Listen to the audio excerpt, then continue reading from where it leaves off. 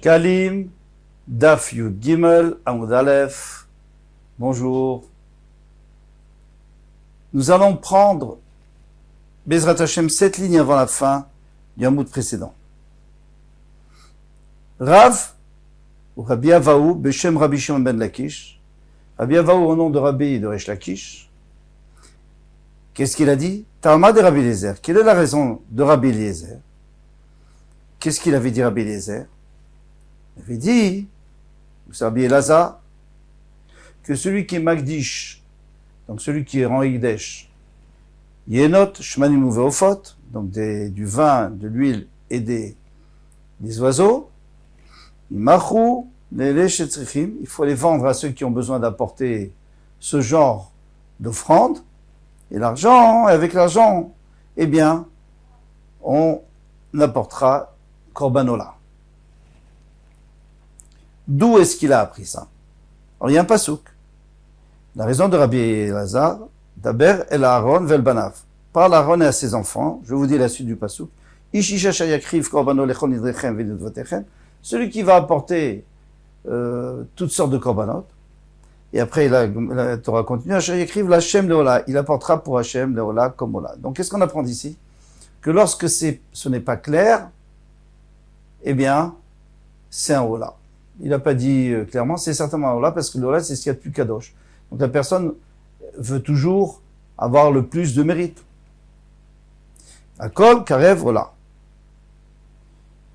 Donc tout doit être rapproché comme ola, tout ce qui peut servir au Bet HaMikdash. Dirtzonchem, tamim, zacha. Si c'est un mâle, alors dans ce cas-là, on peut par exemple, si c'est un veau, on peut l'apporter directement comme ola. On n'a pas besoin. On ne le vend pas. Il y a la philofot, mais dans ce cas-là, même des oiseaux, la même chose. Mais on avait dit que non. On avait dit que les oiseaux, c'est comme le vin, qu'il faut le vendre et acheter une bête avec. Alors pourquoi pas des ophot? Mais ça existe des ophot, des ola. Puisqu'il y a bien ola taof, il y a des olot taof, des holocaustes d'oiseaux. Talmud lomar, babakar. C'est pour ça que la Torah nous a précisé babakar. Donc il n'y a que les bêtes, les animaux, le gros bétail, mais pas, ou batson aussi, vélofot, pas des oiseaux. Les oiseaux, si quelqu'un les a offerts, il faut les vendre et avec ça acheter du bétail. Rabbi Yirmiyah, Rabbi Boun, Bachia. Rabbi Yirmiyah, Rabbi Boun, Bachia, Avru Yatvin, Yativun. Ils étaient assis, ils étaient installés. Ve'amrin, et ils disaient. Alors ils ont posé une question. Taman, Amar Rabbi Yochanan. Là-bas, Rabbi Yochanan a dit. Tama de Rabbi Shimon. Quelle est la raison de Rabbi Shimon? Et qu'est-ce qu'il avait dit Rabbi Shimon? Il avait dit que celui qui a été Magdish une Nekeva, une femelle, eh bien qu'on ne peut pas approcher, bien sûr, comme Korbanola, eh bien, c'est pas grave, elle a quand même une Gdusha Tagouf. Donc, il y a la Gdusha Damim et la Gdusha Tagouf. Il y a la Gdusha, c'est-à-dire que c'est une valeur, sa valeur est Kedusha, donc on la vend et avec cet argent, on achète des Korbanot. Mais ici, c'est Gdusha Tagouf, c'est-à-dire, bien qu'on n'a pas le droit de faire ça, mais elle a quand même une certaine Kedusha qui fait que si on a fait une Tmoura, ça aussi on n'a pas le droit. Tmoura, ça veut dire on veut faire passer la Gdusha sur un autre animal, on veut faire un échange, on n'a pas le droit de le faire. Mais celui qui a fait, eh bien c'est fait. Donc c'est une preuve que quoi? Qu'il y a aussi Gdusha Tagouf sur cet animal, sur cette femelle. Et pas seulement Gdusha Damim, parce que si c'était Gdusha Damim, si c'était une Gdusha d'argent, eh bien la Tmoura, donc la bête à la place, elle n'aura aucune Kedusha. Parce que tu peux pas faire passer la Gdusha de l'argent sauf si tu vas acheter une bête avec. Sheken nekeva shebaof kshira lavola. Alors il a dit, mais pourquoi est-ce que c'est comme ça? En vérité, une nekeva. Mais il n'y a pas de Gdusha Tagouf puisqu'on peut pas l'approcher. Si, parce que il existe des femelles qu'on peut approcher en Ola si c'est des ophot, si c'est des volatiles, des volailles. Donc, puisqu'il y a une certaine kedusha dans une certaine kedusha à gouf, hein, dans l'animal lui-même, quand je dis kedusha à gouf, c'est l'animal lui-même, lorsque ce serait un oiseau, par exemple, eh bien, hein, même si c'est pas un oiseau, même si c'est une femelle d'un bétail, eh bien, il aura aussi une certaine doucha. Donc, vous voyez que, on voit clairement qu'il y a un principe de doucha takouf, même sur une femelle qui ne peut pas être approchée comme Ola. Veko amarachin, mais ici, qu'est-ce qu'il a dit? Pardon, qu'est-ce qu'il a dit? Resh Lakish, au nom de Rabbi Eliezer, qu'il faut vendre les oiseaux et approcher et acheter un bétail, et avec ça, on fera un corbanola. Alors, je comprends pas.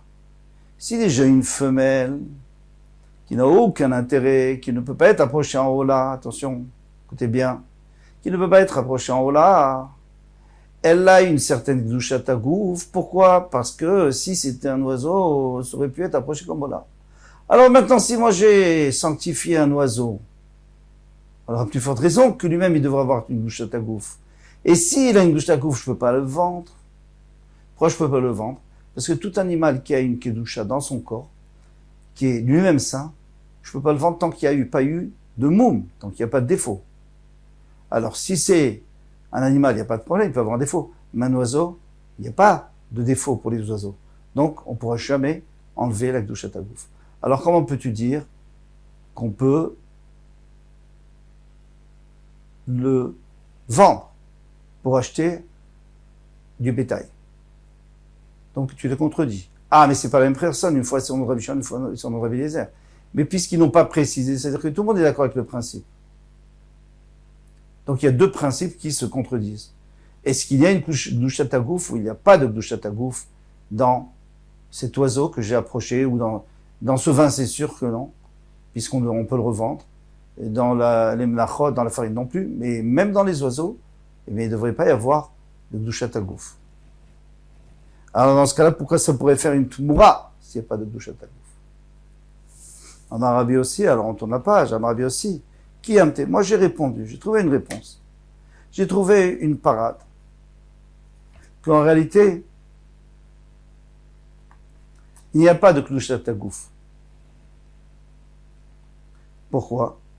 Ke'ad amar Shmuel, Beshem Rav Zeira, parce que Shmuel a dit au nom de Rav Zeira, Kol shena yechol likarev, tout ce qui ne peut pas être approché, lo'i velo davea, ni elle, ni son prix, c'est-à-dire on ne peut pas la vendre, et un oiseau, bien sûr qu'on ne peut pas le vendre, on l'a dit. Alors quoi? Alors pourquoi je l'ai approché? Lo kacha et la Hekdesh damim. C'est sûr que je n'ai pas voulu qu'il y ait une Kedushat Hagouf, parce que de toute façon, je ne pourrais pas l'acheter. Donc, en réalité, c'est sûr qu'un oiseau pourrait être approché comme Ola, ça c'est sûr, hein, puisque Rabbi Shimon l'a dit. D'accord? Mais cet oiseau que moi j'ai pas approché comme Ola, j'ai offert au Beth Amikdash, eh bien, j'ai offert pour l'instant c'est Kedushat Damim. Pourquoi? Parce que si je lui donne Kedushat Hagouf, je peux plus rien faire avec, puisque je peux pas attendre qu'il y ait un moum, puisqu'il n'y a pas de moum dans les oiseaux, ça compte pas, ça c'est pas un problème, un moum. Donc, ça, on pourra plus rien faire avec. Donc, puisqu'on peut plus rien faire avec, c'est sûr que je voulais pas. Et la Gemara, elle développe tout ça.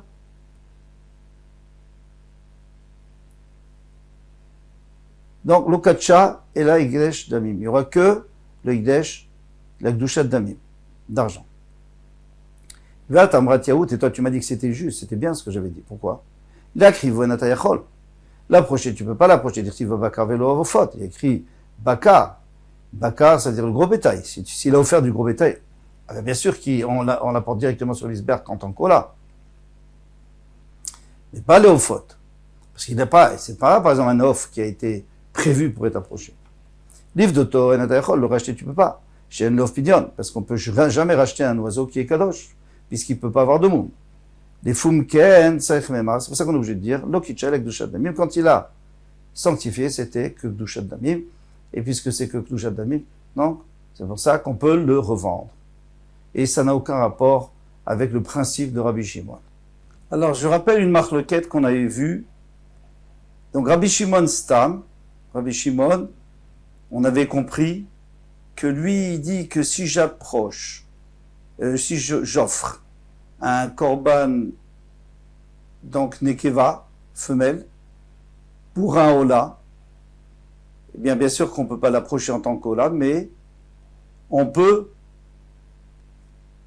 le racheter et approcher un hola avec. Pourquoi? Parce qu'il existe une notion de hola femelle dans hola taof. Hein, on a déjà vu ça. Maintenant, ça c'était l'avis de Rabbi Shimon Stam. Rabbi Shimon ben Yehuda dit au nom de Rabbi Shimon que c'est pas ce qu'il voulait dire. Lui, ce qu'il voulait dire, c'est que soit un korban hola, soit un korban Pessah, soit un korban Hacham, que tout cela doit être mâle. Donc si on apporte une femelle, il n'y a pas du tout de Gdusha. Très bien. Alors, on va essayer d'expliquer maintenant Rabbi Shimon, selon Rabbi Shimon ben Yehuda. Chavaraya. Donc les Talmidim de la Yeshiva ont dit, Beshem Rabbi Yochanan de Rabbi Yochanan, Ravaivo, il y en a qui disent que c'est Ravaivo Barnagre qui a dit Amar Kome Ravila devant Ravouila, Beshem Rabbi Yochanan de Rabbi Yochanan aussi. Tama de Hintania. Quelle est la raison de ce qu'on a enseigné? Que Rabbi Shimon ben Yehuda dit au nom de Rabbi Shimon que celui qui m'affriche Nekeva Leolato, Nekeva pour, il offre une Nekeva comme Ola, ou comme Hacham, comme Pessah. Eh bien, il n'y a aucune Gdusha à Gouf. Et donc, il y a pas, s'il a fait une Tmoura, s'il a voulu la remplacer, il n'y a aucune Gdusha sur celle qu'il a remplacée, et puis on peut la prendre, on peut l'utiliser. Et d'où il apprend ça? Parce qu'il écrit Vim kol bemat mea asher lo yakrivu mimena korban Hashem. Et si dout bemat mea, donc une bema qui est impure et que tu ne peux pas apporter un korban pour Hashem, mat amud lo mart mea, après tu me dis qu'elle est tmea. Mais si elle est tmea, alors plus loin c'est écrit dans la Torah qu'on ne peut pas apporter de korban. Si elle est tmea, on ne peut pas apporter un korban avec un animal qui est tamé, bien entendu, avec un âne par exemple. Et là, filut mea beleoto Hashem. Donc ce que la Torah veut nous apprendre ici, c'est que même s'il est tamé, c'est-à-dire qu'il est impur pour pour le but qu'on avait fixé pour elle. Par exemple, pour un korban ola, un korban ola, pour un korban hacham, pour un korban pessah, puisque ça doit être des mâles, donc elle est impure pour eux.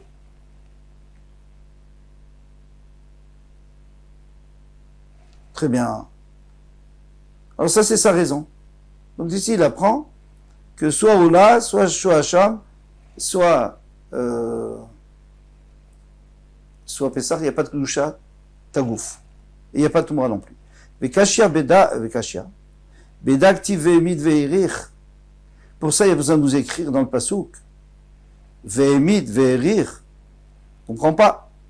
C'est évident.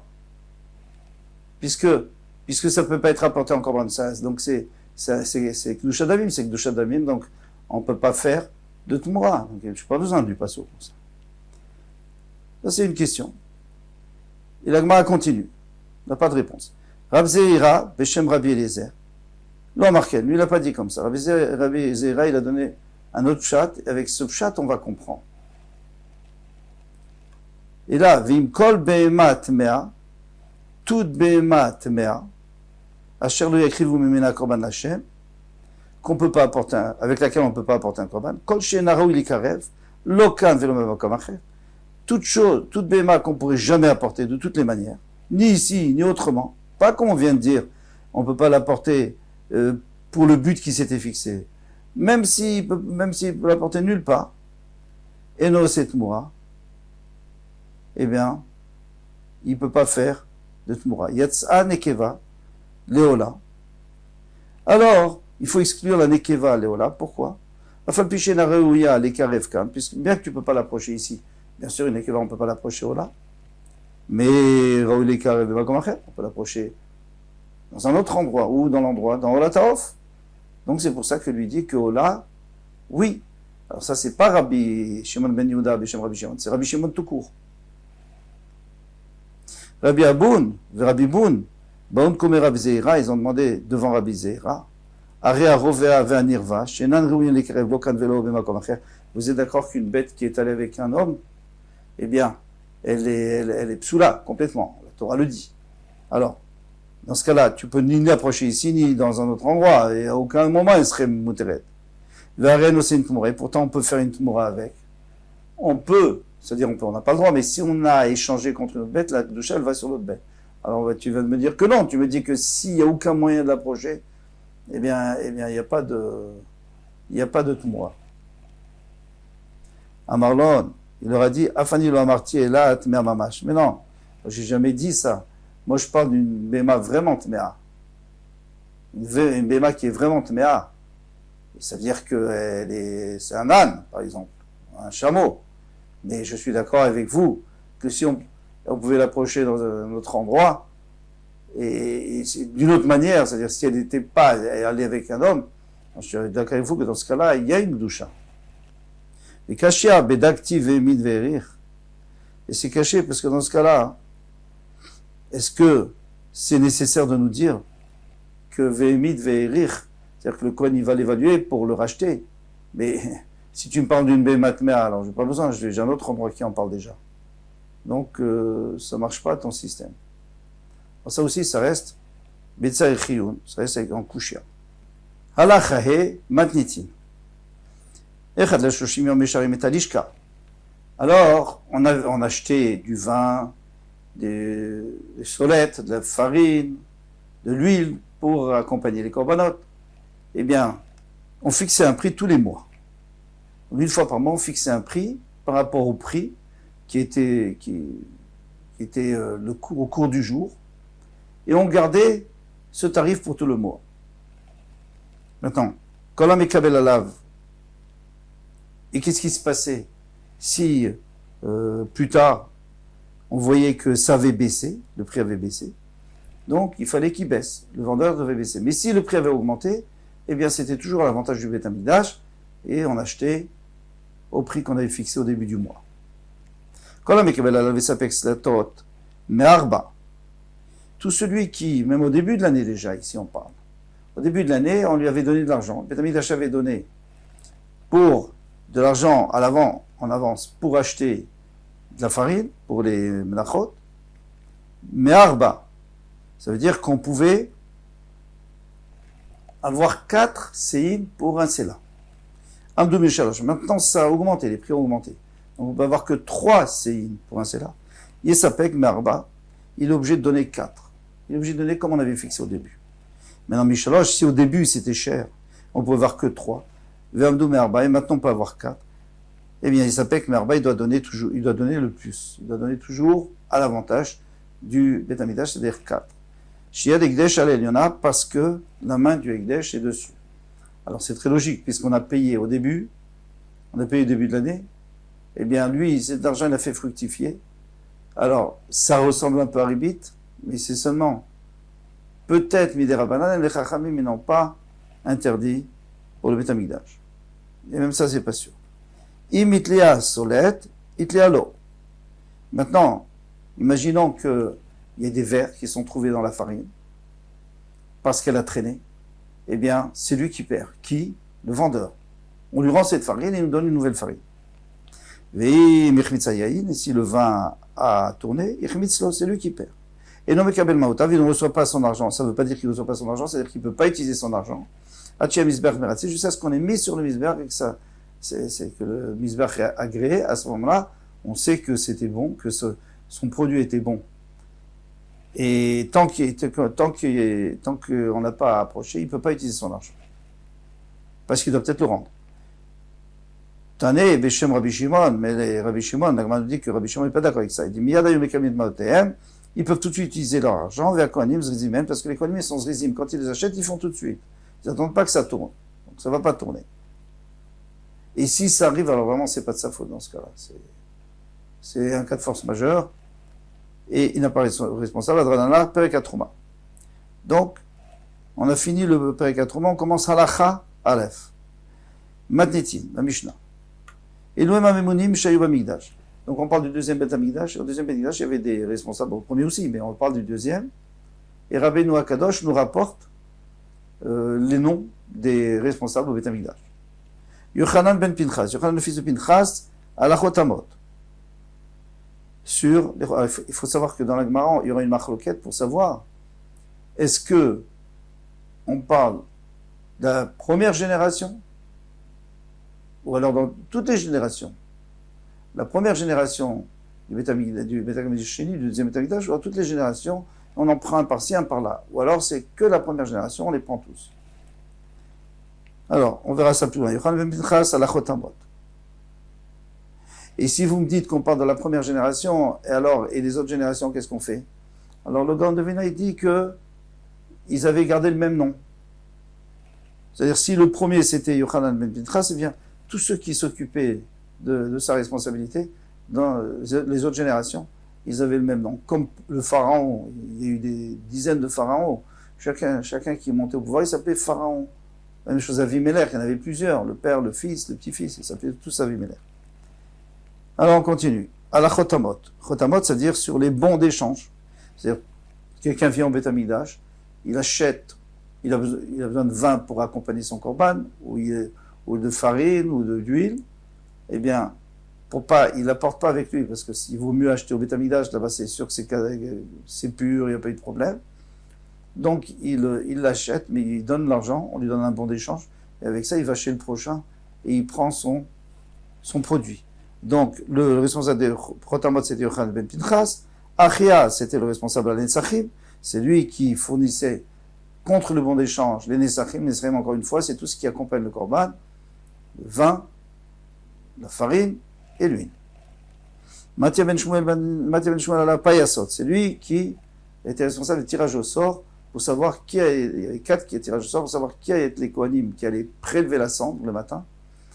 Qui étaient les Kohanim qui allaient faire la shrita, ou en tous les cas, la avoda, on pouvait faire par Israël, mais généralement c'était les Kohanim, non, le Korban Tamid c'était les Kohanim, donc il y avait 13 qui devaient s'occuper du Korban, et après il y avait le troisième tirage au sort, c'était pour savoir qu'est-ce qui allait monter, parce qu'eux ils posaient sur la pente, et de la pente sur le Beth Amikdash, il y avait encore d'autres.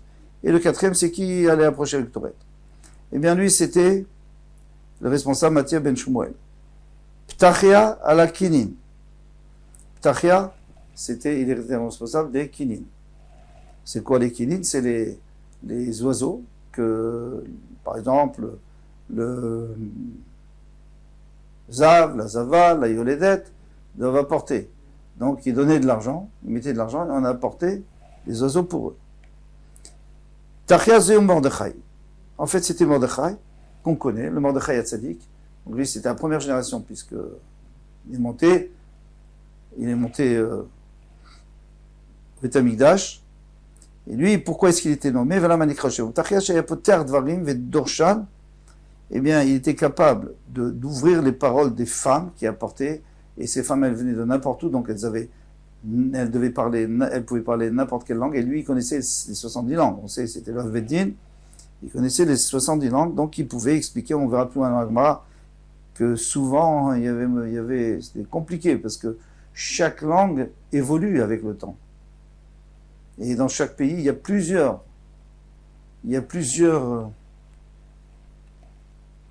façons de parler.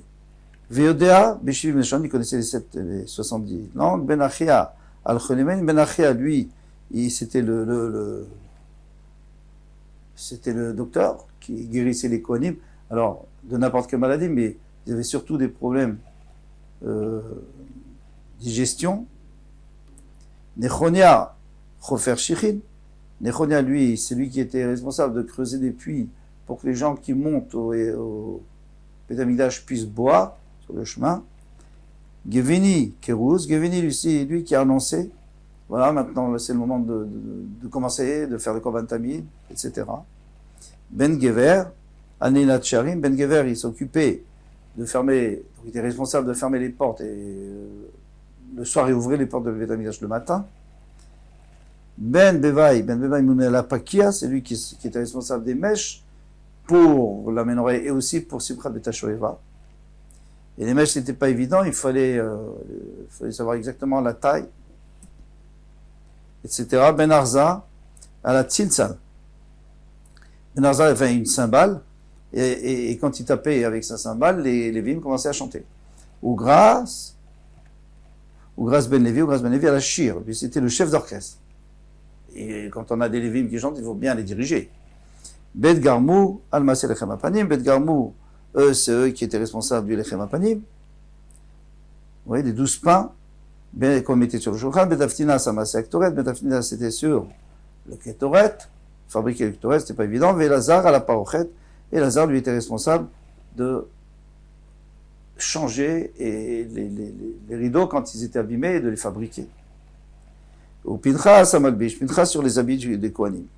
C'était responsable. Rav Cheskia, Amarav Simon, Amarav Simon, il a dit au nom de Rav Simon, Rabanan, et au nom de Rabanan, donc il a dit que Rav Simon et Rabanan, ils étaient en machloket. Ils étaient en machloket pour savoir qui étaient ces gens-là qu'on a nommés là. Khadamar, Keshere Dor, Vedor, Balimnot Aleem, et Balimnot, Aleem, il y en a qui enlèvent, eh bien, il a dit tous ceux qui étaient kshérim, tous ceux qui étaient bien, qui étaient dans toutes les générations, et c'est pour ça qu'il les a nommés, c'était des tzadikim. Mais c'est pour ça qu'il n'a pas nommé les autres. Et Harana et l'autre dit, parce qu'il y en a deux, il y a Machloket, Mishaya Beoto Dor, Mana, Mashebedoro. Mais non, celui qui était, ils étaient tous de la même génération, et comme nous dit le Gaon de Vilna, il a nommé ceux qui étaient dans cette génération, la première génération, et puis après, ils ont gardé le même nom jusqu'à la fin. Tout celui qui dit que c'est les kshérim, alors il faut expliquer deux Mishnayot, il faut dire deux Mishnayot en introduction dans Yoma. Il y a deux Mishnayot. Alors dans ces deux Mishnayot, on rapporte, dans la première Mishnah, Yud, Perigimel Mishnah Yud, on rapporte les 4 personnes qui ont fait des choses extraordinaires pour le Beth Amikdash. Ils ont rajouté Ben Katim, Munbaz Amelech, Ilani Amalka et Nicanor. On connaît l'histoire de Nicanor avec les portes, etc. Des portes en or pour le Beth Amikdash. Donc chacun a rajouté des choses en or, chacun a amélioré pour le Beth Amikdash. Et à la fin, il y a écrit que Zecher Tzadik Livracha, parce qu'ils ont fait quelque chose de spécial. Ensuite, il y a la Mishnah Yudalef qui dit ceux qui se sont mal conduits. Bet Garmou, ils n'ont pas voulu enseigner, parce qu'ils étaient responsables du Champagne, ils n'ont pas voulu enseigner. Ils gardaient jalousement leur secret. La même chose à Ftinas que Maaseh Aktoret. Ou grâce, Ben Levi, il connaissait une spécialité dans les chants pour améliorer la voix, et il n'a pas voulu le transmettre. Ben Kamtsar, il savait écrire avec les 4 doigts, il accrochait, il attachait les plumes sur ses 4 doigts, il écrivait le nom d'Hachem en une fois. C'est quelque chose d'extraordinaire, il ne voulait pas donner son secret. Alors, qu'est-ce qu'on nous dit dans la Mishnah, dans la deuxième Mishnah, on nous dit les Rishonim qu'on avait vu avant, Zeret Tzadik Livracha. Mais cela, Veshem, Reshaim Yirkav. Le nom des Reshaim, il va pourrir, ça veut dire qu'on n'en parlera plus. Parce qu'ils n'ont pas voulu transmettre leur secret. Alors, maintenant on peut lire la Gemara. Mande Amar Kshere Kol Dor Vador Balemanot, celui qui dit qu'on a compté les Ksherim de toutes les générations. Alehem ou Omer, Zecher Tzadik Livracha. Alors il dit que surtout s'il y avait Zecher Tzadik Livracha. Mais, alors ici on a aussi Aftinas, on a Ugram, Ben Levi, on a Bet Garmou, on les a ici. Alors quoi, c'est des tzadikim ou c'est pas des tzadikim? Tu viens de me dire que c'était des tzadikim. Zecher Tzadik Livracha. Alors on est obligé de dire que eux, ils faisaient partie des tzadikim. Ah, mais ils n'ont pas donné le secret. Ils avaient une bonne raison. Ils ont dit, on a peur de donner le secret qu'ils vont utiliser peut-être pour Avodah Zarah. On ne veut pas donner le secret.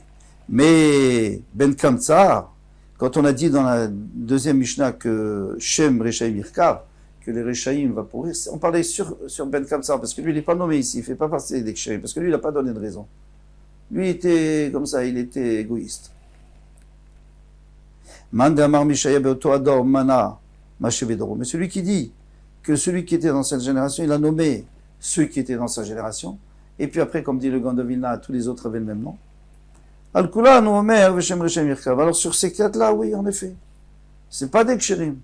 Il dit pas que c'était des kshérim. Lui a dit, il a mis les premières. Alors c'est vrai que ces 4-là, bon, Ben comme ça, il n'est pas, donc ces 3-là, c'était Aftinas et Ougra, Ougras et Garmou, eh bien, Shem Rechem Yirkav, sur les 4. Alors sur qui on a dit Tzadik Levacha? Al Ben Katin, Vechaverav, sur Ben Katin, et ses amis qui étaient Mounbaz, c'est-à-dire ceux qui sont dans la même Mishnah, Ilani Amalka et Ikanor. Kol Touf, à demain, Bezrat Hashem.